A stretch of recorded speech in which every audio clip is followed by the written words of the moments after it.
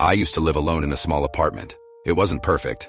Thin walls, flickering lights, the usual old building charm. But it was home. And for the first few weeks, everything seemed fine. Then I started hearing it. It always came late at night, when the city outside had gone quiet. A faint sound, almost like someone breathing. Slow, rhythmic, just above me. At first, I ignored it. Buildings make noises, right? Pipes expand, air circulates. But this was different. It wasn't a mechanical hum or the creak of old wood. It was soft, human. One night, I was lying in bed scrolling on my phone when I heard it again. Steady, drawn-out breaths coming from the vent near the ceiling. I held my own breath listening. It didn't stop. I told myself I was imagining things, that I was just tired. But then something changed. The breathing started matching mine. I'd inhale. It would inhale. I'd hold my breath.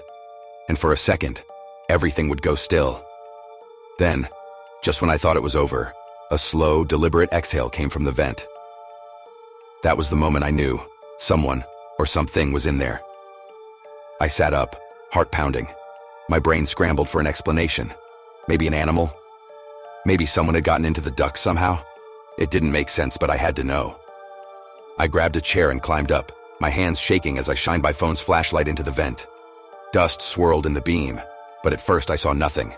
Just metal and darkness. Then, something moved. I didn't even have time to process it before I saw them.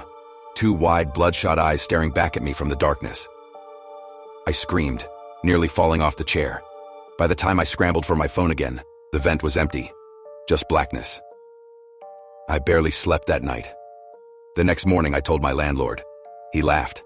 Said the vents weren't big enough for anyone to crawl through, that it was probably a rat or a draft. But I knew what I saw. That night, I locked my bedroom door, even though I knew it wouldn't help. I kept the lights on. Hours passed. No breathing, no movement, just silence.